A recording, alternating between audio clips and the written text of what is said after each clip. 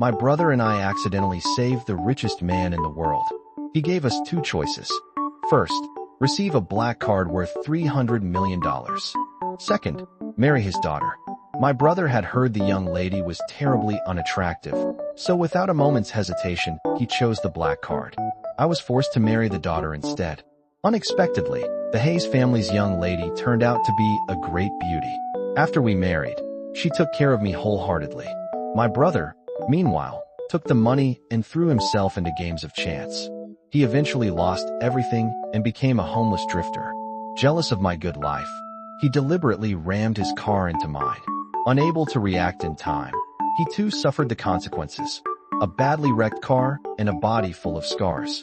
When we next opened our eyes, we had both been reborn back to the exact day we saved that billionaire.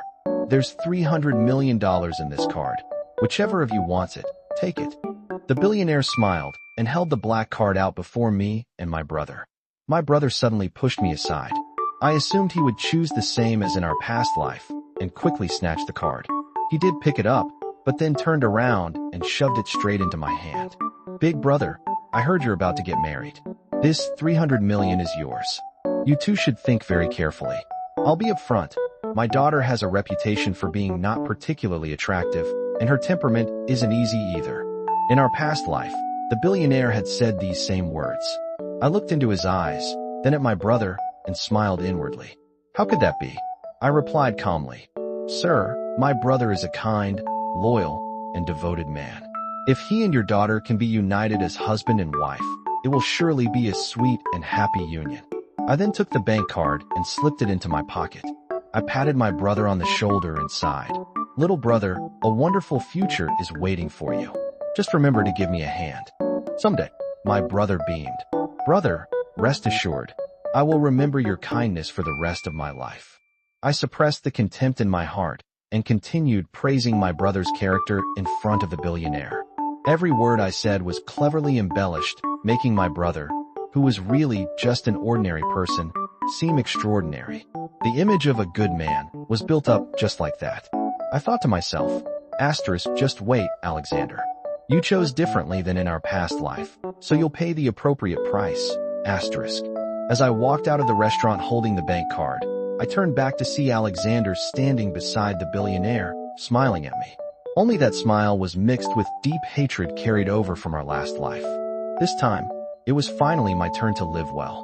On the way to visit our parents' graves, I suddenly remembered. In our past life, my business partner Emma had been in an accident here and received a serious scar on one eye. If I was in time, perhaps I could help her avoid it. As I neared the cemetery, I saw no one. Just as I thought I had remembered the wrong day, sounds of arguing rose from inside. Both male and female voices I recognized well. I froze, then quickened my pace inside. There was Emma, surrounded by a group of people dressed in black, with Alexander standing at their head. Alexander, what are you doing? I shouted furiously and ran to pull Emma behind me. Alexander smiled meaningfully. Good morning, big brother. I came to visit our parents' graves and just happened to meet this young lady. Just wanted to get acquainted. Just get acquainted? Alexander's words were light, but I knew perfectly well he was targeting Emma because in our past life Emma had confronted him on my behalf. He still held a grudge. I immediately took out my phone and dialed a number I had memorized from our past life. Alexander, do you remember you have a marriage engagement? The Hayes family's assets could face serious trouble because F what you're doing today. Do you dare? Having said that, I prepared to press call. Alexander quickly grabbed my wrist. I only came to pay respects at our parents' graves this time. I looked around the grave markers of our parents. Clean, not a trace of offerings. I set down a bouquet and bowed respectfully. Alexander, this is how you pay respects at a grave. Alexander's expression immediately changed, and he kicked the bodyguard next to him hard. Why didn't you prepare anything? I didn't think of it, and neither did you. Useless. I pulled Emma, who had been standing quietly to one side, and turned to leave. Emma asked worriedly, will he make things difficult for you? I smiled. Make things difficult? In our past life, Alexander already rammed me once. Would I still be afraid of him causing trouble? Don't worry, he won't dare do anything.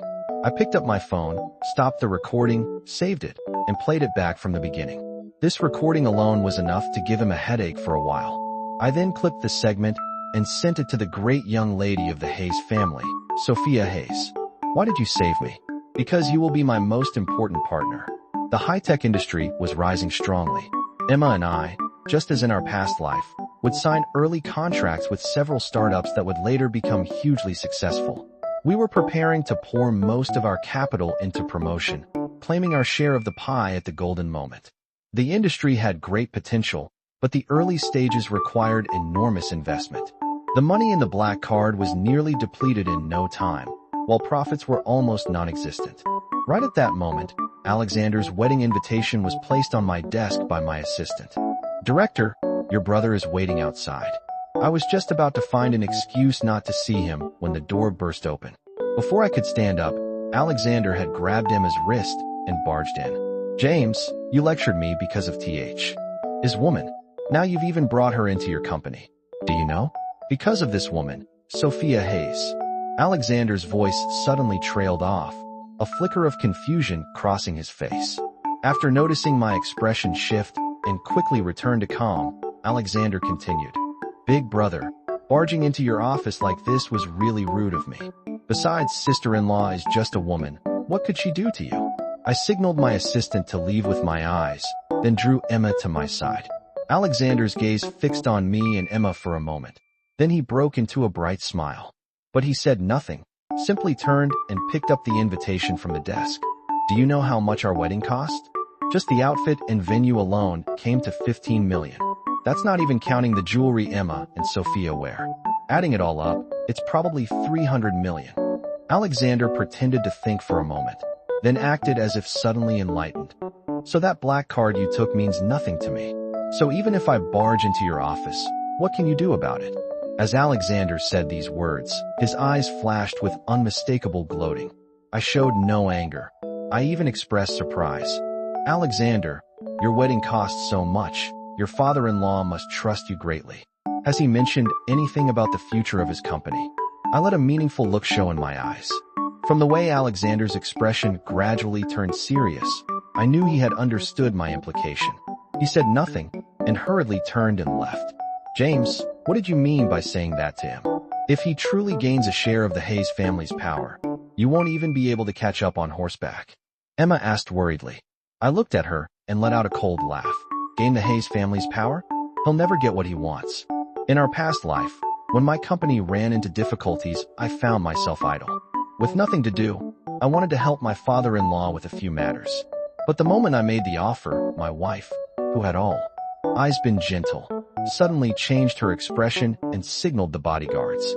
More than 10 people surrounded me, preventing any resistance, and locked me in a dark, damp room for a serious discussion. That was the first time I learned the Hayes family had such a place, somewhere a person would rather not remember. A leather whip with small spikes. Even a light touch left my skin with many wounds. And Sophia Hayes, the one wielding it, wore a smile.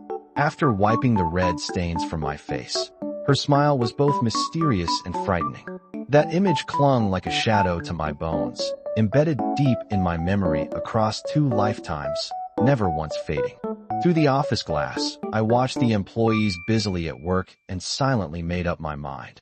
If that terrifying memory could never be forgotten, then it was better to uproot the grass entirely and boldly replace the Hayes family.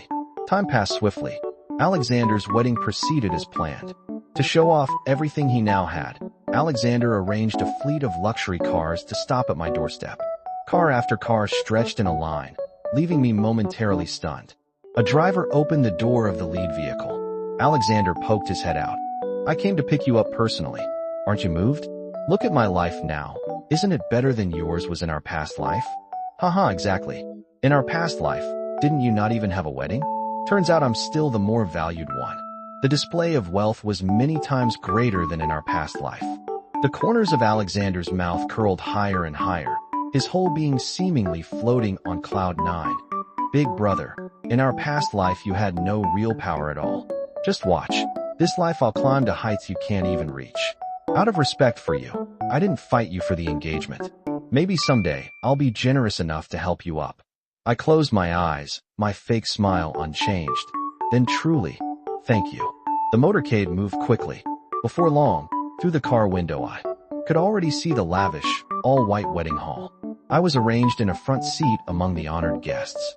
Alexander, in a white suit, stood at the center of the hall. When the wedding music began, his eyes fixed attentively in the direction Sophia Hayes was approaching from. My eyes followed as well. The high-end wedding gown hugged Sophia's slender figure. Her face was full of a happy, innocent smile. The way she looked at Alexander was full of love. What an actress! Both of them were wolves in sheep's clothing. One was even more unpredictable and repugnant than the other. The two coming together, it was unclear which of them was getting what they deserved. Sophia, I will love you for a lifetime, make you a princess forever, and never let you suffer a moment's hardship. Father-in-law, please rest easy and entrust your beloved daughter to me. Sophia's slender fingers were placed in Alexander's hand. Alexander bent down and kissed them, then stood and pulled Sophia into his arms. Give her a proper kiss. He stood on the stage and could not clearly make out Sophia's expression, but I saw it very clearly. Beneath those crescent moon eyes lay a loathing of immeasurable depth. At the toast reception after the ceremony, I didn't stay. I was eager to leave. Alexander still wanted to keep me back for more showing off. The moment I met Sophia's gaze, the hair on my arms stood on end. It was a coldness carved into the very marrow of my bones. Walking out of the hall to get a ride, I was stopped by bodyguards. Sophia, arm in arm with Alexander, came to stand before me. What's the matter, Alexander? Alexander also appeared puzzled and turned to look at Sophia. What is it, my dear? Isn't your brother going to introduce himself? Sophia's gaze swept me from head to toe. That chilling sensation came again. Alexander smiled. This is my own blood brother, James. Sophia effortlessly produced that familiar, eerie smile. Then greetings, big brother. That smell. He was identical to the one from our past life. From the first time I was locked in that serious discussion room for more than 10 years. Just then my phone rang. Emma was calling. Director James, where are you? There's a contract that needs your review. I didn't hesitate for a second. I'll be right back. Brother, if the company needs anything, just let me know. Alexander's expression was deeply uncomfortable. I had no desire to entangle myself further, gave a perfunctory nod, and quickly turned to leave. Darling, why did you go looking for him? A gust of wind passed by, and I couldn't hear anything more, but I knew that night would be anything but comfortable for Alexander. I rushed back to the company. Emma saw me and let out a breath of relief. I was afraid you'd be kept there by your brother, so I made up an excuse to call you back. Thank you for that call. Without it, I don't know when I'd have gotten out today. I laughed. I should be the one thanking you. Lying on the sofa in the office, my mind kept conjuring the image of Sophia Hayes, those eyes full of deep, unreadable meaning, like someone gazing intently at a fascinating piece of prey. For several days there was no news from Alexander. Messages I sent vanished like stones dropped into a deep sea. The person seemed to have simply disappeared. Just as I was staring at my phone, debating whether to ask around for news, a call came in from Alexander. Brother, can we meet? What's going on? If there's something to say, we can talk. I ended the call and looked at the address he sent. Perfectly ordinary, a tea house in the city center, quiet, the kind of place wealthy elites frequented. I frowned and replied, change the location. No particular reason. That tea house was owned by the Hayes family and managed by Sophia. Alexander agreed quickly. I let my guard down slightly, but before going out I still informed Emma and my assistant of my whereabouts. Sophia Hayes was an unpredictable person who knew what she might do. Inside the cafe with not a soul in sight except for more than 10 bodyguards blocking the entrance, Alexander sat right by the window, eyes glazed. I cautiously walked in. The bodyguards did not stop me. Alexander's eyes turned haughty again. See, Sophia has arranged so many bodyguards for me. She really cares about me. She even wants to hand half the operational control of Hayes Corporation over to me. I studied Alexander. He had lost considerable weight. His face was pallid, his normally rosy lips dry and cracked, as if he hadn't had water in a long time. It appeared he had been to that repulsive, serious discussion room and had endured a few rounds of unpleasant persuasion. I pretended not to notice his sorry state, ordered a latte from the staff, and looked at Alexander. Alexander, won't you have something? Alexander visibly swallowed but just looked at the menu. I'm not thirsty, you go ahead. I thought to myself. Asterisk ah, so they're not letting him drink water. No wonder his lips are cracked. Asterisk. The coffee arrived quickly. I took a sip, let a moment of silence pass, and then spoke. Why did you ask me to come out today? James, we're no longer as close as we used to be. I've heard your company is having difficulties. Perhaps I can help you.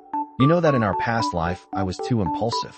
But this time around, I did take something that was rightfully yours. I want to make it up to you. Make it up to me? Fine, say what you mean. Alexander pulled a bank card from his pocket, his smile carrying a slight chill. There's 30 million here.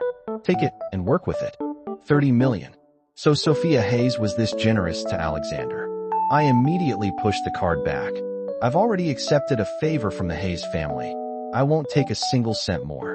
In the back and forth, I touched Alexander's hand, tightly wrapped in bandages. He immediately recoiled. I'm doing you a kindness and you're ungrateful. S is a gesture from both me and Sophia. 30 million is nothing to me. I'm only taking pity on you. If you weren't my blood brother, I'd throw this 30 million to the dogs before giving it to you. His torrent of insults made me, a person with no patience for such things, immediately stand up to leave. The moment I stepped out of the cafe, I heard Alexander call out brother once. I didn't look back. In the period that followed, I completely cut off contact with Alexander. Even the Hayes family fell eerily silent, showing no sign of activity. But when Alexander's silence finally ended, he re-emerged as CEO of Hayes Corporation, having taken Sophia's position. Only at the press conference announcing his appointment, his expression was far from cheerful.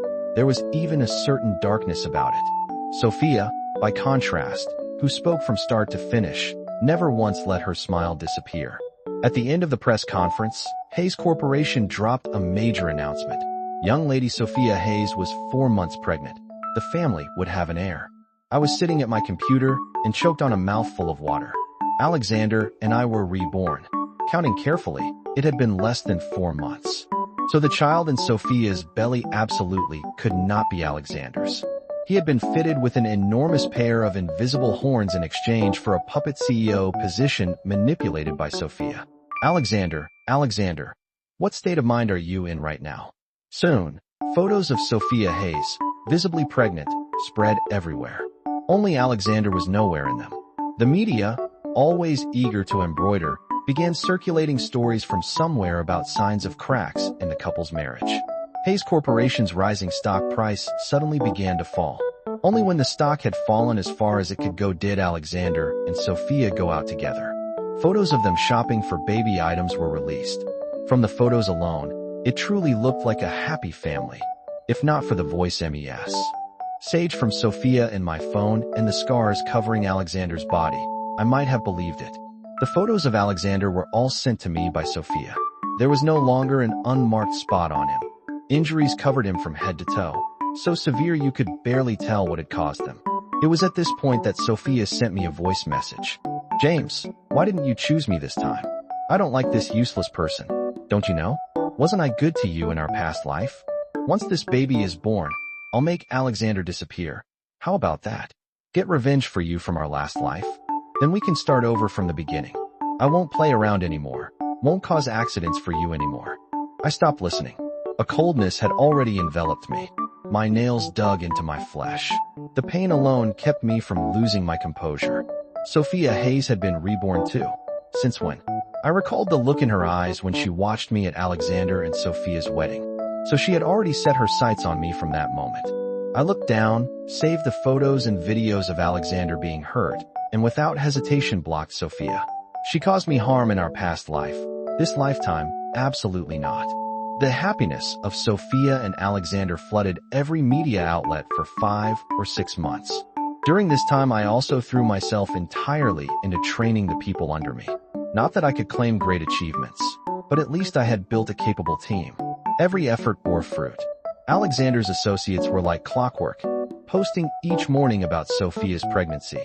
She was feeling a bit unwell today, posting each evening about how the birth was near, hoping both mother and child would be healthy. I liked the posts but left no comments. But on the other end, Alexander reached out to me. Do you know what I've had to endure these past months? Was it all because you made that choice? In our past life, you were clearly so happy, husband and wife in harmony. Even this situa, time I'm in now, why did it have to become like this for me? Big brother, I'm begging you. Can you help me? Can I scar myself on purpose, willingly accept becoming disabled like in our last life? Alexander was screaming, his voice filled with resentment, as if I didn't agree today, he would drag me down with him into ruin. Alexander, in our past life, I also ended up with a bad outcome because of you. This life you're suffering because of your own choices. What is there to resent? You chose it all yourself. You wanted a wealthy life. You wanted power. You wanted a beautiful wife. But did you ever stop to think whether your abilities were worthy of all that? Hearing me say this, the voice on the other end grew increasingly fierce. I showed no mercy, hung up, and called Emma. Emma, the company has a live stream department. Head to the hospital now. Sophia Hayes is giving birth today. Backed into a corner, she might cause a scene. If it can be exposed during the live stream, our company will have everything it needs. All channels brought their own traffic to the popular knowledge live stream. Today, everyone was going to get a front row seat. Emma's work capability was formidable. Before long, she sent me the location, already at the Hayes family's hospital. Money and influence, but that couldn't stop other people from being there. We registered and began walking around, helping some elderly people understand the latest check-in procedures. We moved from one department to another. Finally, we reached the maternity ward. The maternity ward entrance was filled with bodyguards. In the live stream feed, Alexander appeared on screen, sitting in a chair. Sharp-eyed viewers had already recognized him.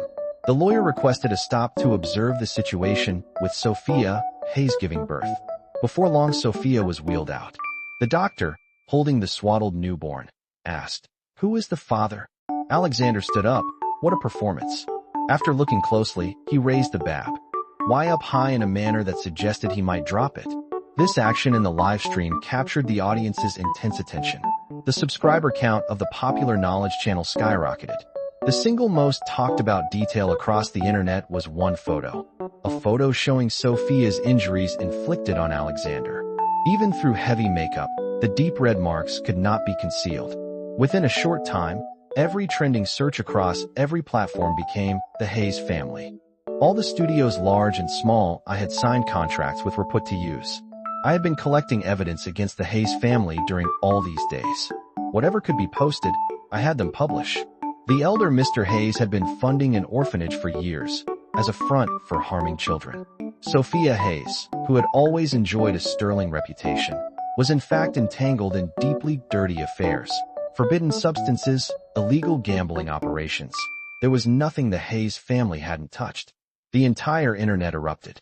Police vehicles came and went continuously at the Hayes family estate, retrieving a great deal that couldn't be made public. Diamonds, gold bars of unknown origin, massive sums of money with no traceable source, and a serious discussion room filled with terrifying implements. When Mr. Hayes and Sophia were taken away, they were surrounded by swarms of reporters. Only the look in Sophia's eyes still held a ferocious, undefeated fury. But now I was no longer afraid. I had seized the moment, using the strength of an ant to shake a great tree. The Hayes family's enormous power collapsed in that instant. The high-tech industry was developing at extraordinary speed. After Emma and I seized opportunity after opportunity, we very quickly replaced the former position of Hayes Corporation. I purchased a building even taller than their old headquarters, then let our subsidiaries lead the way, stepping into the public eye myself. I paid a final visit to Alexander, in the place where he was confined to reflect. On that day at the hospital, he had caused an incident that ended Sophia's child. Locked in the Hayes family's serious discussion room as punishment, the price he paid was even more devastating than in our past life. When he saw me, he broke into wretched sobs and kept apologizing. "Brother, I was wrong to take what was yours. Can we start over? I don't need anything. I just want an unbroken body. What billionaire status? What gorgeous wife? What 300 million? I give it all to you. Can you get me out of here?" Alexander's mental state had fallen into an unusually disturbed condition. As a good, loving older brother, I too couldn't bear to watch him suffer like this. Just at this point, Sophia had her surgical incision tear open and applied for medical bail to seek treatment. Perhaps I should also arrange for my younger brother to go to the hospital for a checkup. As I was thinking this, the assistant at my side had already sprung into action. By evening, Alexander had appeared at the hospital. At this moment, Sophia was sitting in the courtyard, staring vacantly at the pitch-black night sky. I stood far away. From a distance, I saw Alexander break free from restraint, rushing at Sophia like a rabid dog, sinking his teeth into her neck. In an instant, red stains spread everywhere. Sophia only struggled weakly, trying to push him away but too overcome with searing pain to summon any strength. I put on my sunglasses and turned to leave. In our past life, I was hurt by Sophia and suffered a bad end alongside Alexander.